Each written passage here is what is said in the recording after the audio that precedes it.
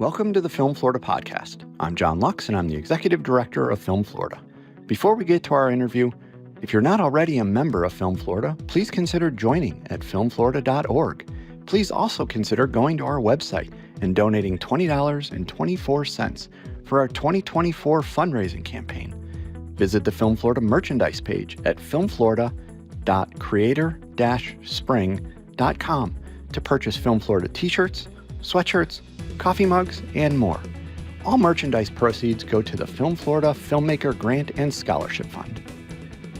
Hilary Momberger-Powers started in front of the camera at 5 years old, landing her first audition as Sally Brown in the Peanuts Charlie Brown cartoons. After taking a break in her teenage years to focus on her education, she decided that the film and television industry was in her blood. For the last 30-plus years, Hilary has had a very successful career as a script supervisor, enabling her to learn from some of the greatest directors and actors. She is also a commercial actress, a print model, she guest stars on television, and is a feature film actor. We talk about all of this and more on this episode of the Film Florida podcast. Here's my conversation with Hilary Momberger-Powers. Welcome to the Film Florida podcast, Hilary. Good morning. How are you? I'm good. So let's kind of start at the beginning. What's your origin story? Okay, who am I? All right. Well, I'm Hilary Momberger, and I was raised in Los Angeles. I am one of those people that have spent most of their life there. I was raised in Tarzana in a very large, chaotic family, which gave me the creative juices to either kill myself or expand, and I've chosen to expand. So I grew up in this crazy 7 kids, lots of horses, lots of stuff as a child. My mother was a Jackie Gleason girl in New York City and a model. And she went from that praise to having 7 children. So she got her acclimates somewhere.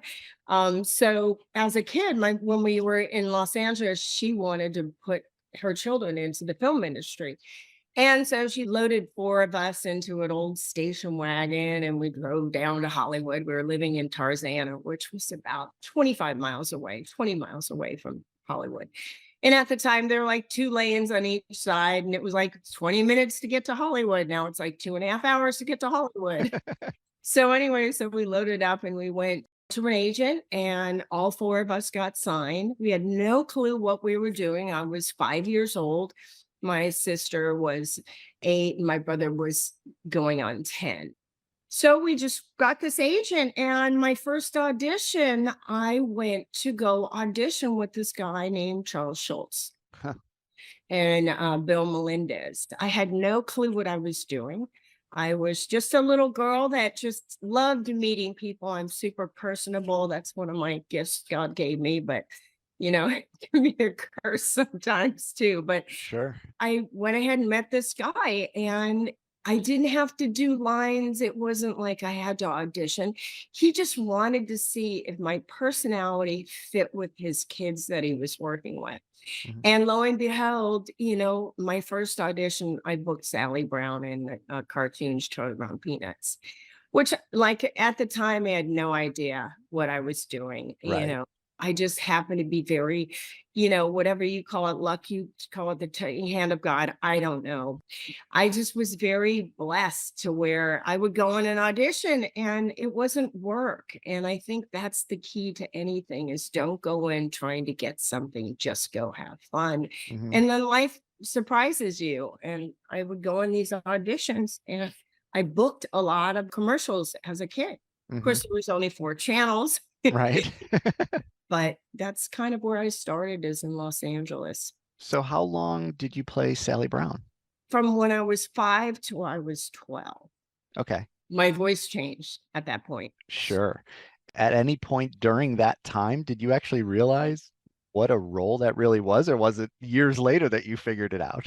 Well, I mean, I'm a different product from the kids today. I didn't want to be famous. I didn't want to be different. I wanted to just be a kid. Mm-hmm. I grew up in a very large family where there was 4 kids and then became 5, 6, and 7. And I just wanted to just be a kid. So it was a little different lifestyle where I would go to school if I made it to school because I was on set a lot. Hmm. I'm an artist. I learned how to color really well. So now I'm a fine artist. I've kind of morphed that into a different art. And I would go to school and immediately after I would go in auditions. Yeah. So it became a job. I didn't know what I was doing.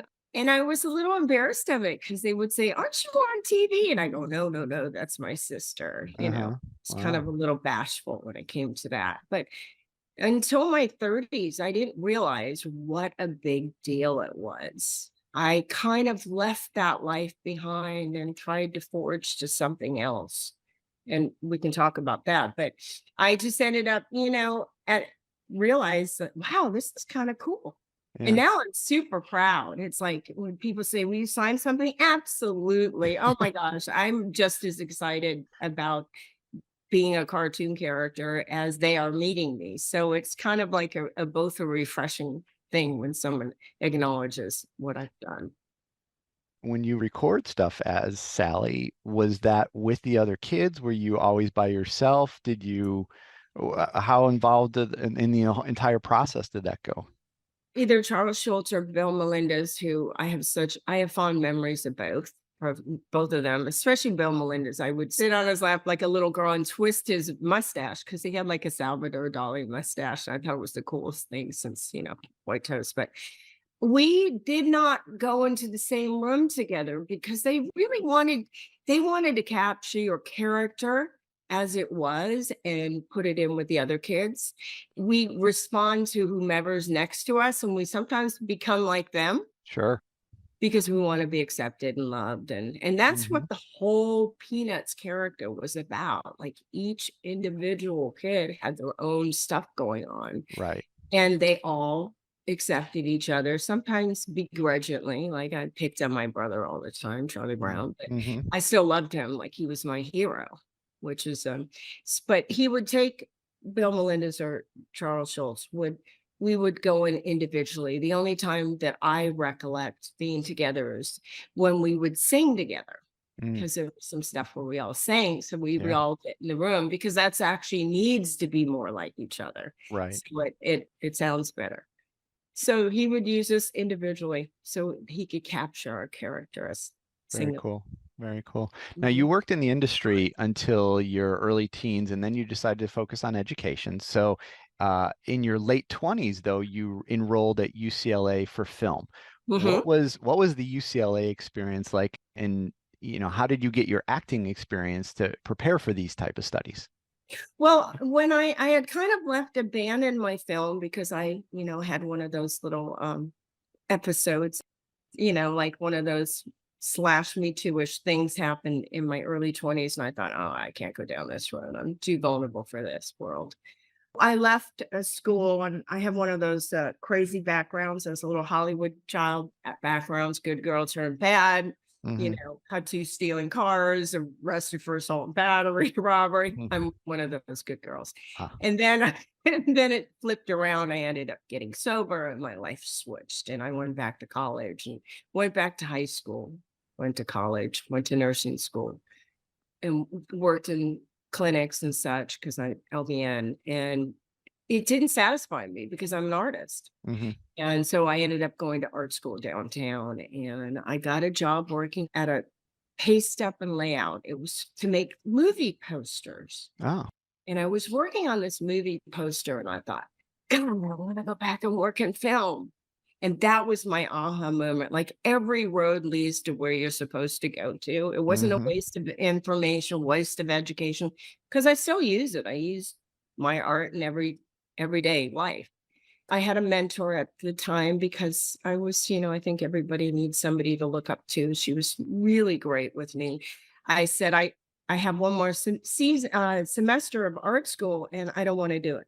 I also found out I was a fine artist because I had to take art classes in this graphic. And she goes, "What do you want to do?" And I said, "I want to go back to working on movies." And she said, "Oh my God, you got to complete this." And I said, "Why? I'm not going to use it. I know it. I know in my gut." She said, "If you don't get a job in the first 6 months, you're finishing my art degree." I said, "You got it. Game on." I'm Hmm. very competitive. So I have that power side to me. So I went to UCLA Extension because they have great courses. And I took a course on script supervising because I thought I want to use my brain. I want someone to appreciate me, not for my looks, but my brain. Mhm. And so I went for the nerdy role. So I I got a job.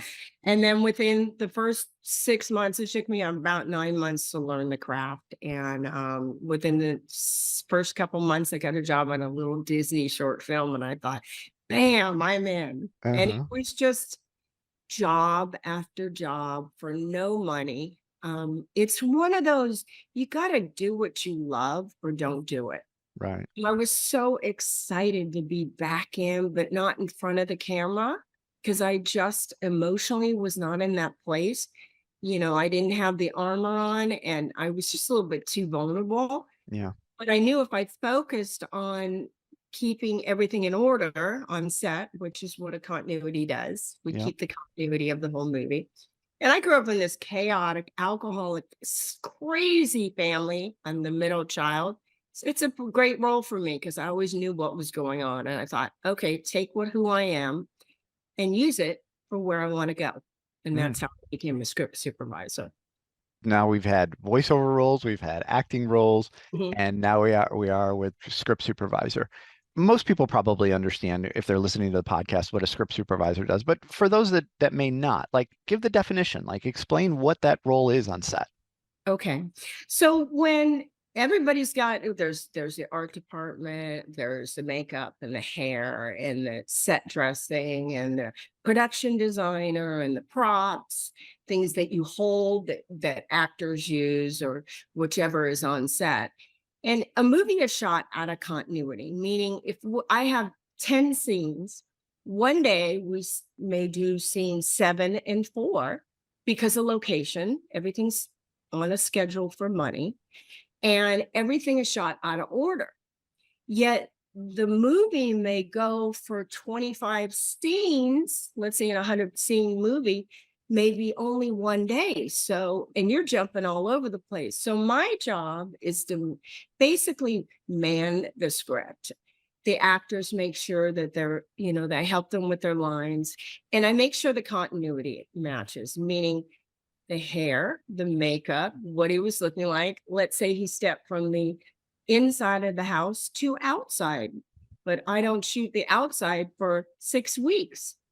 So I keep the continuity because the actor will say, "Oh, I stepped out and I had the purse in my right hand." I go, "Oh, no, no, no. I have a picture or made a note of it." And there's usually a little power struggle there. And, and they'll say, "Well, no, I had it in my left hand." And so I can refer back to that. So I keep the script, I keep the notes, what's happening. For the production, I keep how much we're shooting, how many minutes, how many seconds been shot, how long the scenes are, what needs to be picked up. It's a pretty huge job. Hmm. It's not just continuity, it's also taking notes, Yeah. so I work with the director and the editor. Well, the continuity side of things, it's one of those nobody notices the job unless you don't do it well. And then everybody's pointing out. They're like, "Oh my God." It's like, dude, do you have anything else to do, Dave? Don't you have a job to go to? Don't you have like family to talk to? Because obviously you got no one else to bitch at. So Yeah, that's funny. Now, you've been a script supervisor for both film and television. Is there a difference between the two? uh I used to think that film is it takes a lot longer. Hmm.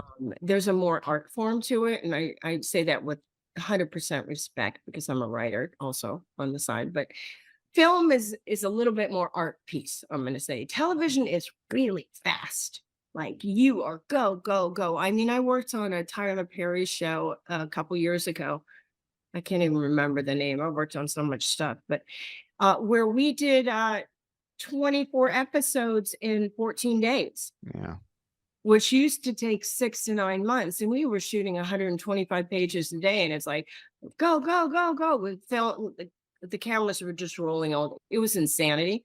But I can say, hey, I did that. Oh my God. Hmm. I survived the shipwreck.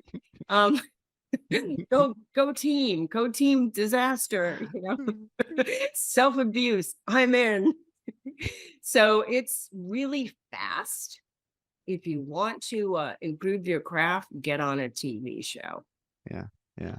Now you've been a script supervisor. I want to go through a couple of the titles here, but you've been a script supervisor in a number of things that people would certainly recognize.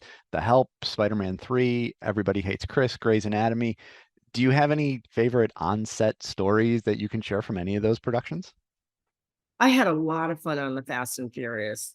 I did Okay. second unit for a couple of them for 7 and 9. So much fun. So much fun. Just, the traveling aspect was unbelievable. You don't do that as much anymore. They don't bring crew as much. They'll just go to a town and grab crew. But I think the wonderful thing about film is it's like joining a circus. Okay. And there's only a few people that can join the circus. It's an insane ride, and it's not for the normal set, I gotta Hmm. say, because you have to be so flexible to it that last minute we're going here, we're changing, we're doing this.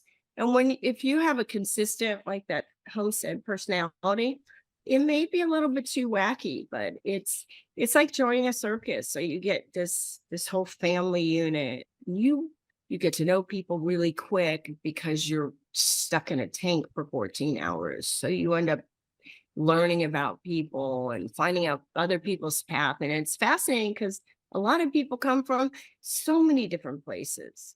When I started in the 80s, in the 60s, it was all family. It's funny, there was a key grip named Deeks. Mick, I can't remember his first name. And I remember him as a child doing commercials. And then 25 years later, I was working on a TV show, a commercial, and there he was. So it Wow. was a big family unit. But, as the years went on, you see all these people. I'm from Ohio, I'm from Kentucky. And it's great to hear other people's stories. So it's a pretty, the family unit and the kind of the crazy family unit it's a great experience if you like that kind of stimuli. Right, right. Now, I want to ask about your time on The West Wing because Oh, it happens to be my favorite television series of all time. I binge it every summer. oh, So you're you worked as the script supervisor on a few episodes during season one, if I have that correct. So what was it like to work with that casting crew on the show during the early part of the series? well, I actually did work the whole season. I Okay, was script supervisor, so I did all 24 episodes. And then I chose not to go back because I was exhausted. And the first year was crazy because we were working 18, 19, 20-hour days. right. And Tommy Schlamme, amazing human being. Aaron Sorkin is just one of the kindest, most brilliant, fun, interesting. I love Aaron Sorkin. Shout out to Aaron. He's such a good guy. And so is Tommy. And so was the cast was incredible. Allison Janney was just another person. She Hmm. was just, she's great. But the first year was really brutal. It was really brutal, super brutal. There was a lot of drama going on. You know, Aaron hadn't completed all the episodes. So we would show up one day and we'd say, okay, we're shooting in the Oval Office. What are we shooting today? Hmm. And we would wait for him to write the scene and then he throws the scene. It was so juxtaposed. Everything was like put Yeah, together. It was like a Pollock art piece where it was just this makes no sense. But in the end, you're like, wow, yeah. it was brilliant. So I loved working with those guys. Were just insane. But as I said, I chose my well-being the year, Hmm. the second semester, I was going to say the second year.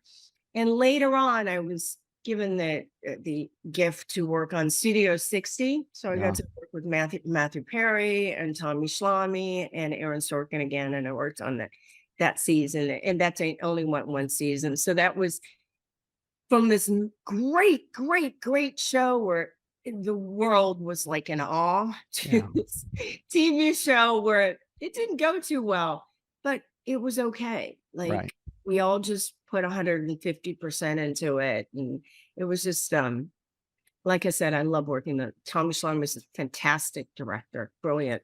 And as I said, Aaron Sorkin was very kind, and I wrote a memoir, and he was kind enough to write me an excerpt praising it and saying the writing was fantastic. So that, you know, he's my hero.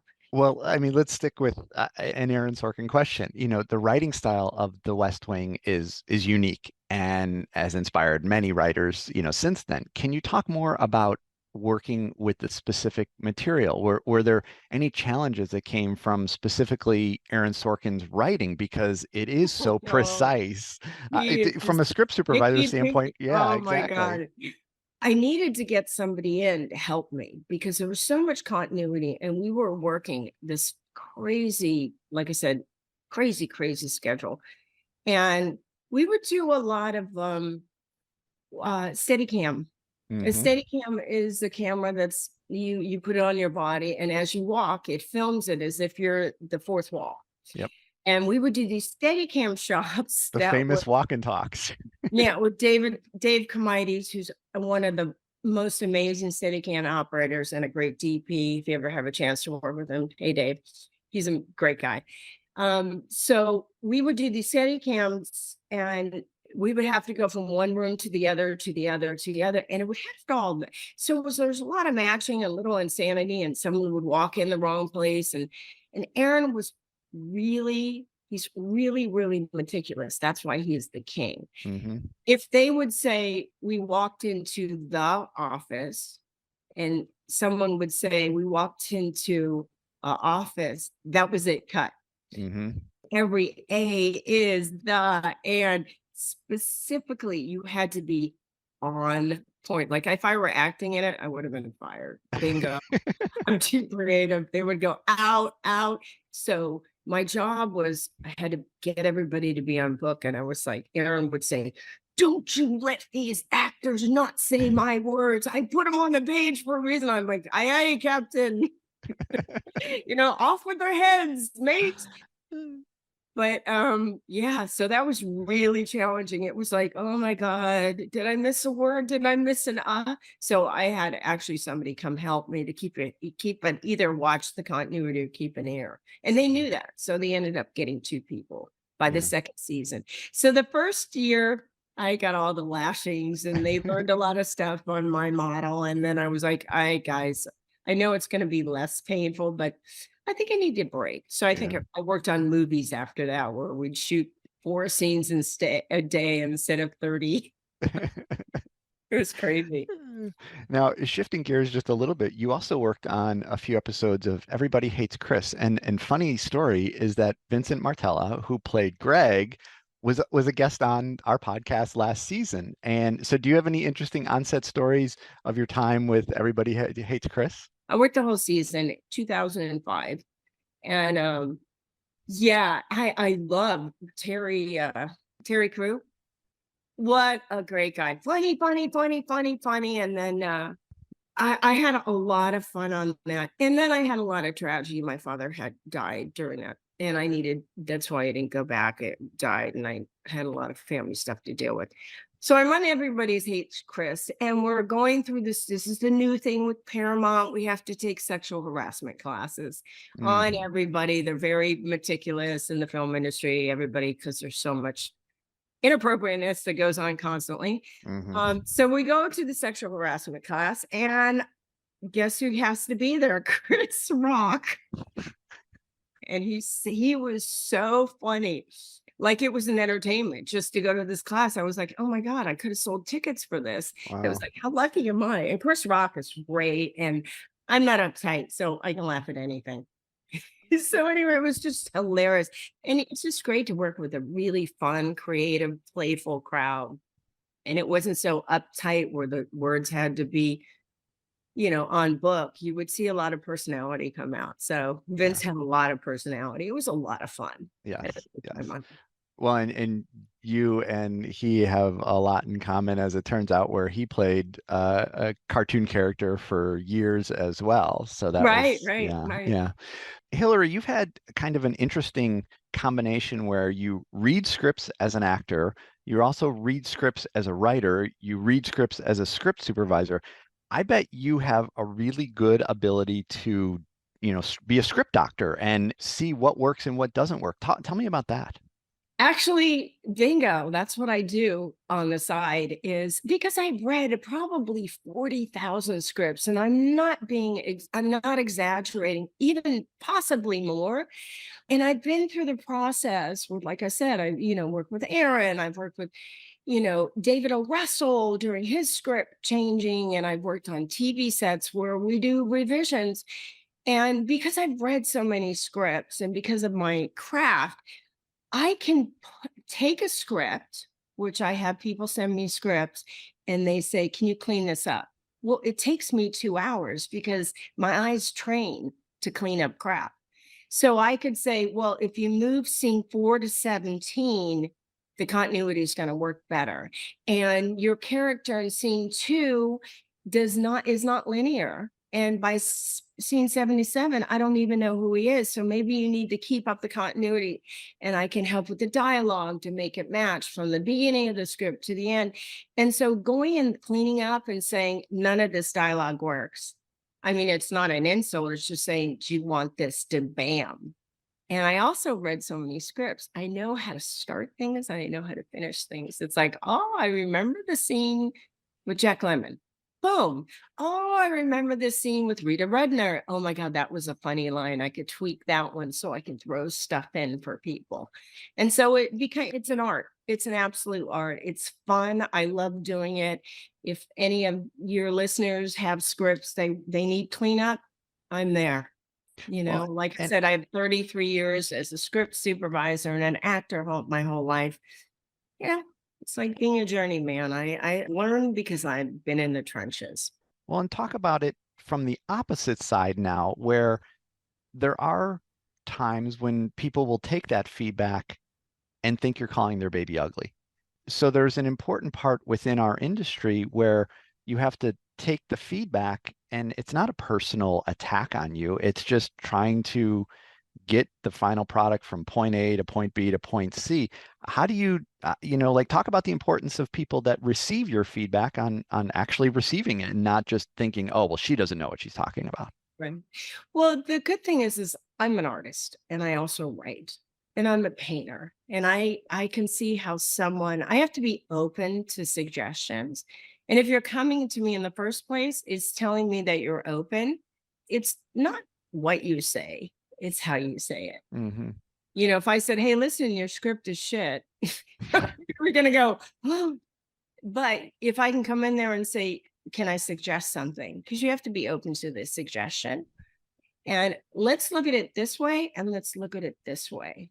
Mull it over, read it, go to sleep on it, take a couple days. So they'll get their old script, they'll get a list of suggestions, and then I'll implement them in the script. And then they can have someone else read it, because I know for me, like I wrote my memoir. I've had to rewrite it 7 times. Hmm. The first time I was done. I was so tired. I was done. Don't tell me it's. And then I let people suggest it. Like I said, Aaron Sorkin read it and thought, this is beautiful. I thought, really? And he said, what I would suggest is do this, this, and this. And I'm a fool not to take his advice. Sure. So I see different styles, Hmm. and I've been able to put different styles in because I'm saturated in it. And you do whatever you want with it. I'm just giving suggestions. Right. And especially someone who's not in the film industry that wants to be a part of it. I mean, my advice is cheap compared to what I had to go through. It was very expensive on my well-being to go through all those Yeah. years of, like, you know, not having a relationship or partnership because I was at work all day long. So I blood, sweat, and tears. So anyway, if I can add to somebody's life or on a creative venue, I would love to do that for anybody. So let's go back and focus a little bit more on your acting, because you started there and throughout all of this, you have Mhm. continued to act. And so you've been doing it since you were so young. How have you seen your acting style evolve through the years? Well, because I benched it for a while, but I got to tell you, working as a script supervisor, I've got the best. I was sitting right front up front, like like Marsha Harding. I mean, I'm working with her. Like I would say, how do you do this? And she would say, you want to know how you act? Just be yourself. That's Mm, it. Just say the words and just be you. I mean, what a great mentor. So I got to right up close and personal have these personal acting classes. mm, So I get to observe. I mean, I work with Jack Lemmon. How lucky am I? yeah. I've worked with some of the worst actors. How lucky am I? So I can see what I don't want to be like. Um, but I would sit there and I would think, oh my gosh, do I want to do this? Like there was such a pulling at my heart, going, it's so fun to play and make believe. And that's why I was an act. It was fun to make believe. I was a character. I mean, I was a cartoon character. I got to be all these other little characters. Did stuff. I was doll voices for Mattel and Hanna-Barbera. And, I've done over probably 300 commercials as an actor. And 2 years ago, I did a movie called Brittany Lost Her Phone that should be coming out next year, which is a satire on I was the mother of a Christian family who was coming across country to go find the promised land. I end up in Joshua Tree. It's Mm, just a very silly, ironic. And we find a phone, an Apple phone, and it had Britney's name on it. It's about the demise of the family and the communication. And it's hugely funny. And I got to have fun on it. So I remember when I was, working on all these movies, I kept thinking, I want to do it. I want to do it. But once you step out of the water, you're always afraid to jump back in. And I yeah. put my toe in it and I go, oh God, can I do it? Because you got to take a risk. And so I made a decision. I sent my picture off to a modeling company, a modeling agent, and she signed me. She said, whenever you're not working, I'll put your face out there. So I started getting print work, which I would love to do more print work in Florida, FYI. Hmm. Contact my agent. I love print work. I'll do any it's fun. It's fun. I like to get my face out there more. But yeah, so I ended up just putting my feet back in a little bit more. And then I started taking classes and I just tried different mediums. It's like painting. Do I use oil or acrylic, stand up, improv, Hmm. drama, serious comedy. So it's just using your instrument for different venues and you find out what works best for you. But I like doing a lot of different things. So I did a little bit more, and now I'm in Florida and this is just what I'm doing, you Well, know. and do you have a preference in terms of the on-camera stuff or in front of the camera stuff?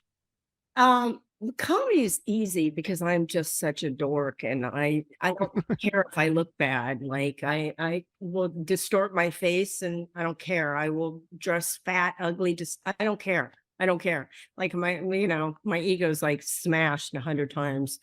Um, so I like doing comedy. It's easy, but I really like the drama because I've had a lot of traumatic things happen to me. So I like to reach in there, I've Use some helped. of that. Yeah. Yeah. Yeah. Yeah. Now, you mentioned you're a Florida resident now, which is great. What brought you here and what kind of the next phase of your career now that you are here? What brought me here? Well, I left California. I was like, I need a change. I went through a divorce and I thought, you know what? I have nothing holding me. And I had worked in Georgia quite a few times. So I went to Georgia and I did a pit stop there. And like I said, I worked with Tyler Perry and I did a handful of things, did a bunch of commercials as an actor, worked on I produced a short film is in the circuits right now that I was in, but I also produced it. And I started writing there and I wrote a TV series that we're trying to pitch after after everything gets settled. But and I got an agent. I wrote a memoir called Peanuts to Percocet Notes on a Hollywood Childhood. Wow. Yeah, which is about being, this icon and blowing your life up and becoming I'm a recovering alcoholic too. Go Alcoholics Anonymous. Yeah. And for many, many, many years. And just rechanging your life and going back to what you want to do and going in with a new pair of glasses. And that was pretty much it. And coming through this crazy lifestyle. But so I would come down to Florida because I'm like, oh God, I miss the beach, I miss the ocean. And then I thought, I got to pull the trigger. If I don't do it, I won't do it. So, God's for me, who can be against me? I packed everything up and I came down to South Florida, to West Palm Beach area, and I just love it here. Like I said, I'm a writer, so I'm trying to get my book going. My agent in Los Angeles, and I'm writing another series this next week. I'm completing another pilot for something else. Hopefully, we'll get that off ground, and I'm attached to another TV show as a writer, and also a girl race car reality TV show, which is really cool. Hmm. So yeah, and I'm an actress and I'm a model, and I would love to work more as modeling in Florida because it's just really up my alley, and it's I feel it. So Yeah. that's it. I like to work more. Yeah. Who wouldn't, Yes. just to stay creative. I just like being creative. And I have a lot of experience on both sides. I don't even care working as continuity. It's not my fate. I'm 33 years. I'm kind of over it, but Hmm. I can do it with my eyes closed, and I produce things. So I'm just an asset to any production, you know, because I know how it works, how the wheels work. So Yeah. Yeah. uh, So where can people keep up with everything that's going on with you? I'm not a real social media girl. I'm like, oh, I have my all my information, Hello Georgia, hacked. So I had to do a identity fraud, and I just thought, oh my gosh, I have to put that so much into Instagram. You can get me on Instagram, Hilary Momberger-Powers. You can DM me there, or I'm with Talent Direct down in Florida and Delray. My agent Jamie, go team. Um, Which Talent Direct is a member of Film Florida, so we love them. Right, we love them. Yeah, Yep. and Coach Amy, and Bianca, give them perks. And then I'm also with my writing, like I said, Chelsea, she's my agent in Los Angeles for my book and for my TV shows that I've written. So And you have a website too, right? I do. I have hilarypowers.com. That's my grandmother's name. And also peanutstopercocet.com. Yeah. That's my website for my book. You can all check that out. That will be coming out. I have every full intention of making it happen. Please God. Yeah. So, and you can always email me at, Hillary, you can either hilaryart143@gmail.com if you'd like to get a hold of me. Work for hire. Yep. I'm pimping myself out. I have no problem with that. So Absolutely. Absolutely. Well, Hilary, thanks so much for spending time with us today, sharing some great stories. We really appreciate you being on the podcast. Thank you very I much. really appreciate you inviting me, and all of your listeners. Have a really, really funny day.